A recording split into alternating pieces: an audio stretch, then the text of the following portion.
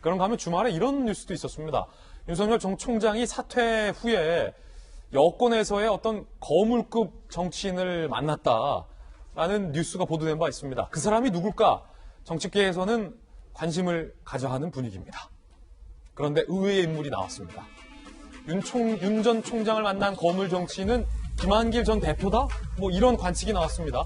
제3지대 주목설인데 윤 전 총장이 사퇴 며칠 전 반문 성향 여권 정치인 접촉설, 그렇죠. 사퇴 며칠 전입니다. 김한길 전 민주당 대표를 만난 건 아니냐라는 분위기가 나오고 있어요. 정치권에서 대표적 꾀돌이로 통하고 기회통, 책사, 친문 친노계와 갈등을 겪다가 2016년 민주당을 탈당해 안철수와 국민의당을 창당한 바 있다.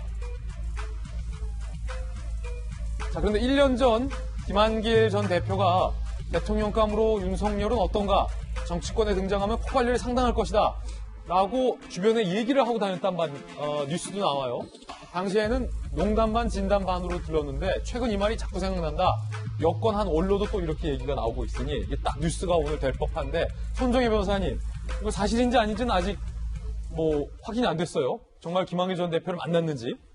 김한길 전 대표가 1년 전에 저런 이야기를 했다면 굉장히 큰 그림을 오래전부터 그리고 있었다는 것이고 윤석열 총장과는 그전부터 교류가 있었거나 또는 상당한 어떤 신뢰를 가지고 있었다라는 방증이라서 조금 가장된 게 아닌가 싶어요. 왜냐하면 1년 전으로 시계를 돌이키면 그때는 대권 후보로서 그렇게 이름이 언급되거나 정치권에 그렇게 어떤 그 급상승하는 상황이 아니었기 때문에 조금 확인해 볼 필요가 있지만 김한길 전 대표를 만날 수 있는 가능성은 충분히 있어 보입니다. 왜냐하면 윤석열 전 총장이 가지고 있는 여러 가지 국민적 지지도나 또 많은 국민들이 바라고 있는 이제 반부패, 좀 깨끗한 이미지, 새로운 인물에 대한 어떤 기대감 이런 것들이 모두 있는데 정치권에서 일견 이제 약점으로 잡고 있는 것이 자기 사람이 없다. 정치권에 세력이 없다. 정치의 어떤 조직력이 굉장히 중요한데 본인을 위해서 같이 정치적인 활동을 하거나 멘토가 되어줄 사람들이 있느냐.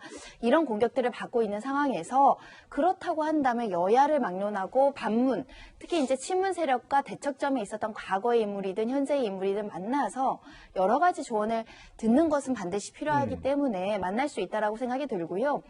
그런데 문제는 조금 걱정되는 게 있습니다. 왜냐하면 야권 인사들도 만날 거고요. 여권 인사들도 만날 것인데 반문 정서만으로는 어떤 정치적 어젠다를 형성하기는 좀 한계가 있을 수 있거든요. 사공이 많으면 배가 산으로 간다는 말이 있잖아요. 지금은 조언을 듣고 여러 가지 이제 제3지대라든가 중도 세력 확장이라든가 이런 의견을 나눌 수는 있지만 내가 지금 사람이 없다고 급하게 사람을 모으다 보면 탈이 날지 않을까 그런 우려도 해봅니다. 예, 김한길 전 대표는 또 이 정치부 기자들 사이에서 창당 전문가로 통합니다.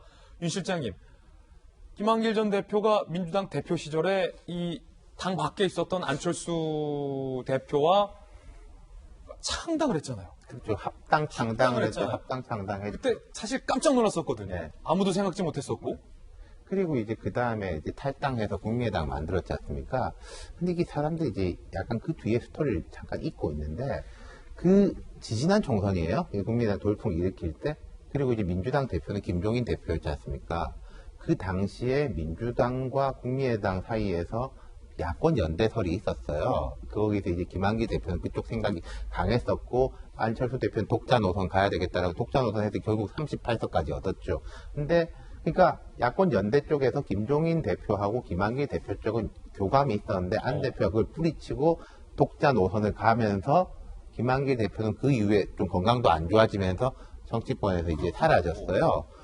그러니까 제가 여기서 말씀드린 포인트 중에 하나는 김종인 대표하고 김한길 대표도 그런 이제 관계가 있다라는 거예요. 그러니까 윤석열이라는 사람이 제가 정치를 계속 할지 안 할지는 모르겠습니다만은 당분간은 윤석열을 축으로 해가지고 철석 연대, 안철수 윤석열 연대니, 철석 연대. 김한길 이렇게 기획이니, 또 이제 김종인 위원장도 요즘 별의 순간이 오고 이런 이야기 하고 있지 않습니까? 다들 그러니까 이제는 이제 윤석열이라는 사람이 이제 말하자면 항성이 된 거예요. 나머지가 행성이죠. 굉장히 흥미로운 표현. 네. 행성이 됐고, 항성이 됐고, 나머지가 행성이다. 그렇죠. 상수가 됐다. 이런 말로 들리는데, 당시에 김한길 대표의 이야기 들어보시죠.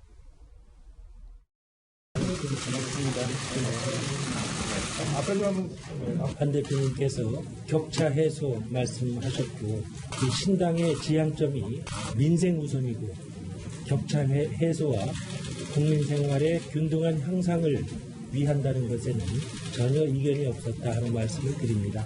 인재 영입에 신당의 명운이 걸렸다. 신당을 추진하는 인사들과 대화를 나누었습니다. 또 앞으로도 계속해서 대화하면서 우리가 하나로 뭉칠 수 있는 길을 찾겠습니다. 의회의 한 수였습니다. 당시 신당 창당 합당 그리고 안철수 전 대표 의회의 한 수를 만들어낸 인물 어떤 전략 책사가 바로 김한길 전 대표다라는 분석도 나오고 있습니다. 상당히 흥미로운데 지금 박정하 전 대변인 어쨌든 정치권에서 항성이 됐다. 윤 실장의 설명에 따르면 윤 전 총장의 존재감이 그렇게 있잖아요. 정치권에 누구를 만날까라는 것이 초유의 관심일 텐데 그 첫 번째로 거론된 인물이 신당도 만들었었고 문재인 현 정권과의 각을 세우고 있는 하지만은 한때는 여권이었던 어떤 제3지대의 상징적인 김한길 전 대표를 만났다. 어떤 의미로 볼 수 있습니까? 일단은 윤태호 실장이 얘기하신 것처럼 항성, 행성에 절대적으로 동의해요. 그 학설에. 학설 맞아요. 학설입니까? 절대적으로 동의하는데, 왜냐하면 그렇기 때문에 저는 지금 김한길 전 대표뿐만 아니라 앞으로 제2의 김한길, 제3의 김한길이 얼마든지 나올 수 있을 거다라고 생각을 합니다. 그러니까 윤석열 전 총장이 향후 저는 국민의힘 내지 국민의당 이렇게 해서 어느 한 진영에 일찌감치 몸을 담글 거라고 생각을 안 하고 외곽 지역에서 계속 새몰이 내지는 자기의 정치적 입지를 다지기 위한 작업들 이 과정에 굉장히 여러 사람들을 만날 거기 때문에 제2, 제3의 이제 김한길 대표 같은 분들이 많이 나올 거라고 보여지는데요. 좀 전에 제가 화면에서 2016년 당시 상황을 봤지만 김한길 전 대표가 갖고 있는 상징성이 딱 재밌는 부분이 있어요. 첫째 하나는 지금 안철수 대표와 함께 총선을 앞두고 신당, 창당, 합당 이런 정치적 선택을 하는데 그 과정에 어떤 일이 있었냐면 사실은 김한길 전 대표가 김대중 대통령 때 전 정계에 들어와서 사선 의원을 하면서 야당, 여당 거치면서 중진 의원이 됐는데 친문 친노계로부터 박해를 받으면서 탈당 내지는 이런 상황이 오거든요. 그러니까 친문계랑 상극이다. 굉장히 친문과는 상극인 거죠. 그러니까 친문에 반해서 여기와는 도저히 못하겠다라고 해서 당시 안철수 전 대표와 만남 그리고 당을 만들기 시작하는데 그게 지금 현재 윤석열 총장이 갖고 있는 향후의 정치적 길에 어떤 상당한 의미가 있기 때문에 지금 두 사람의 만남이 국민들로부터 많은 관심을 갖게 되는 그런 상황이 되는 거라고 보여집니다. 그래서 지금 윤석열 총장이 앞으로 쭉 정치적 행보를 만약에 한다면 예. 그 사이에 어떤 길을 거쳐가지고 최종적인 정치 선택 그다음에 최종적으로 대선에 출마하느냐에 김한길 전 대표가 그동안 정치 과정에서 보여줬던 모습들이 거기에 투영되고 그를 통해서 윤석열 총장이 앞으로 어떤 길을 갈 건가를 예측할 수 있기 때문에 국민들이 저 부분을 쳐다보고 있는 거라고 보여집니다. 마침 오늘 흥미로운 여론조사 결과가 발표됐는데 윤 총장이 사퇴한 직후에 처음으로 발표된 여론조사 결과고 차기 대권 지지율과 관련된 여론조사 결과입니다. 함께 보시죠. 윤석열 전 검찰총장이 32.4%로 오차 범위를 벗어나서 단독 1위에 랭크가 됐습니다. 윤 전 총장 32.4위 1위고요. 2위가 이재명 지사 24.1%, 그리고 이낙연 대표 14.9%, 홍준표 전 대표 7.6%, 정세균 총리 2.6%, 추미애 전 장관이 올라왔네요. 이름이 2.5%. 자, 지금 보면 오차 범위가 오차 범위를 벗어나요. 이재명 지사와 윤석열 전 총장 사이에 윤 실장님 어떤 의미가 있습니까? 그건 그러니까 최근에 이런 이벤트들이 반영된 거라고 봐야죠. 사퇴하고 그리고 이제 중수청하고 이제 그 갈등 불러일으키고 또 어떤 언론에서는 부인을 검찰이 소환한다 만다 이런 보도 단독 보도도 했던데 그런 부분까지 해가지고 확 폭발력을 일으킨 거니까 단기적인 거라고 봐야 일종의 컨벤션 효과 같은 그렇죠. 겁니까? 퇴임 컨벤션 효과인 거죠. 그러니까 저게 이제 계속 가기야 하겠습니까만은 그리고 그 1월 18일 날 저는 이제 그때가 되게 중요한 시점이라고 보는데 문 대통령이 우리 윤석열 검찰총장 하면서 쭉 빠졌지 않습니까?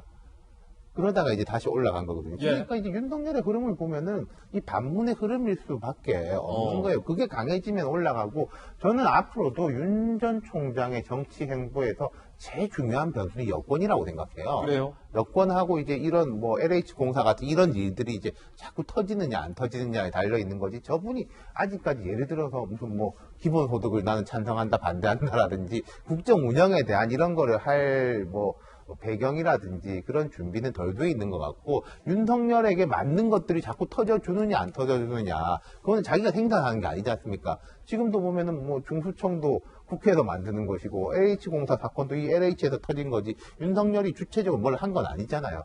바깥에 달려 있는 거죠. 이 여론조사 결과 보면서 제가 추가 질문 드릴게요. 지금 이 여론조사 결과가 지난 5일에 실시된 여론조사거든요.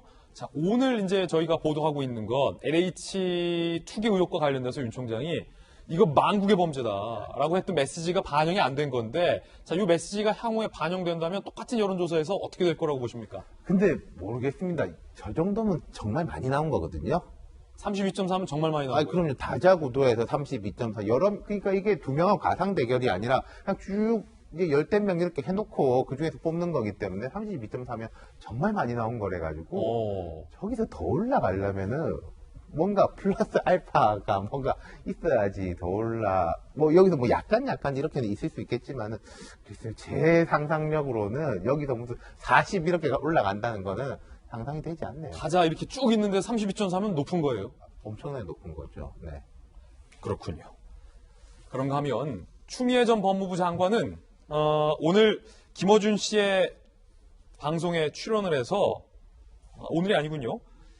지난 5일 김어준 씨의 방송에 출연해서 이낙연, 이재명 여권의 구도가 지루하다라고 얘기를 했습니다. 들어보시죠.